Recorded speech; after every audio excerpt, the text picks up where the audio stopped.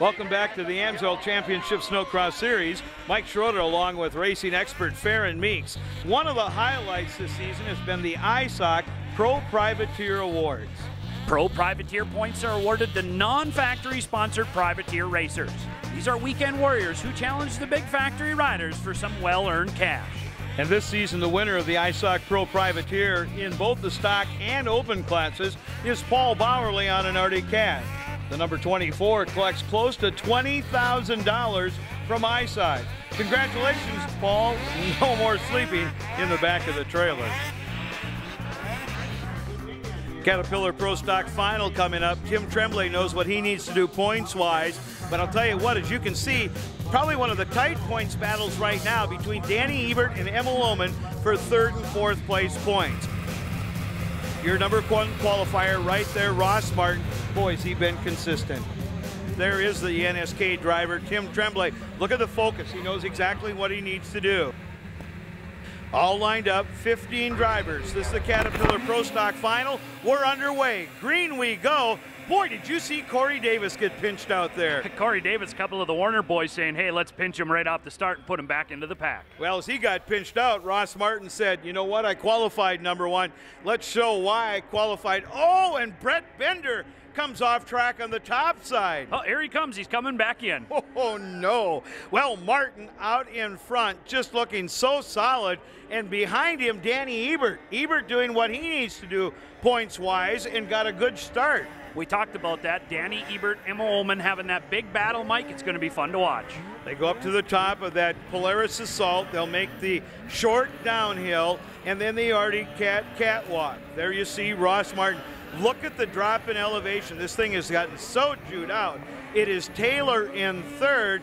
You see Malinowski in that battle, and there's Tremblay lurking back a little ways. Tremblay's just got to sit there. He knows he's got to finish within about that top 10 to stay in that points championship. It's Martin, Ebert, and Taylor right now in lap number 3. And look at Tremblay working on the outside, and he gets around his teammate, Steve Taylor. He's doing exactly what he needs to do, but hey, don't get too aggressive now. Just ride your race right here. That's what he's got to do. Speaking like a team member right there.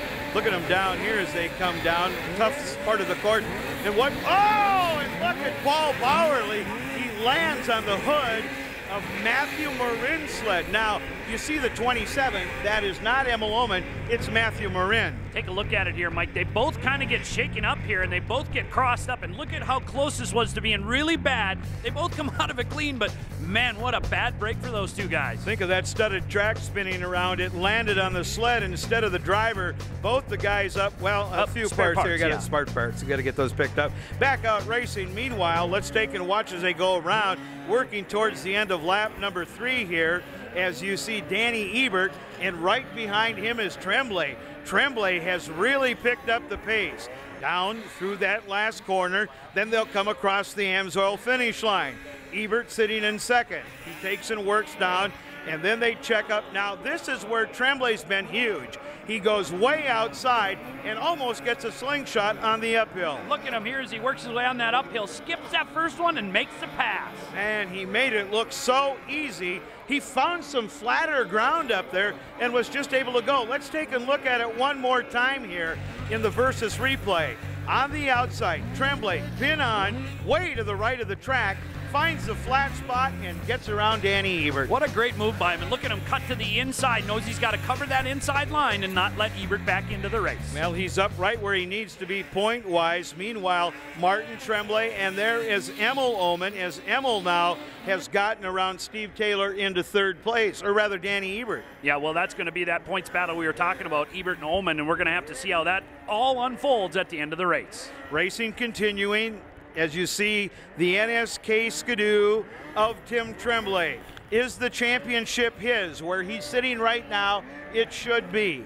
Well, it's great to watch him here. He's just got to ride his race, Mike. He's very smooth, and at some point in time, he's going to look back at it, and we're going to see intervals open up. This track is getting eaten up. They just got to be very, very careful out here on this kind of a track. You know, he was charging really hard early on. It looks like he is just settling down, and he's going to race his race in second place right now. Well, you know, you don't want to slow down too much because you lose your rhythm, and you can have an easier off, but you just got to get out there, find the lines that you want to run, and keep running them, and just stay in that spot. Tim Tremblay out of Quebec, Canada. Meanwhile, up front, working on the final lap here, Ross Martin is so far out in front. The DuPont Jack Link's Beef Jerky AMSOIL Polaris comes down through the catwalk, working on the back part of the race course. He'll make that huge plummet down into the last corner out of the Air Force catapult. He knows this race is his. He qualified number 1, takes the win, a good win for him. But it's the NSK Skidoo, the number 11 Skidoo of Tim Tremblay, who is the Caterpillar Pro Stock Champion. What an amazing season for this young driver. Comes out here rookie year as a pro and just cranks it out. Here's the way the rest of the field finished in this Pro Stock final.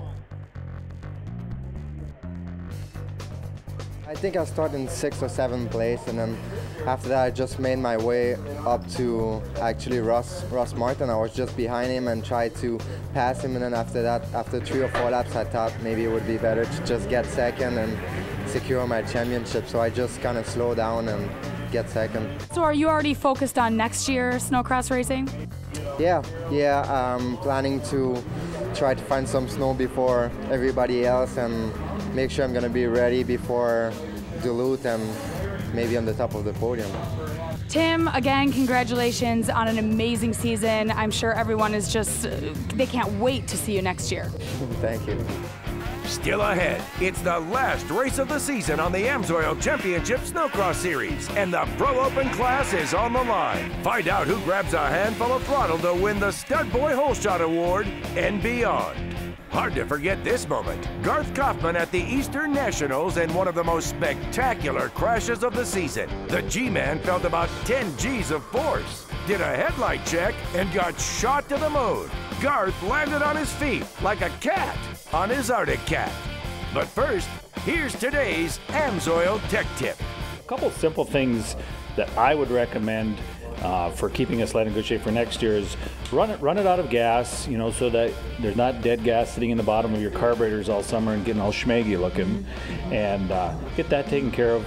Take the spark plugs out, take some AMSOIL engine fogging oil and spray inside, and then just pull the rewind over a couple of times. What it does, it puts a protective coating on the bearings and the surfaces just in case you've had any moisture issues. If you really got a lot of time and you really want to do things right, you can take the springs out of your clutches and let them sit so they don't sag and compress over the course of the summer.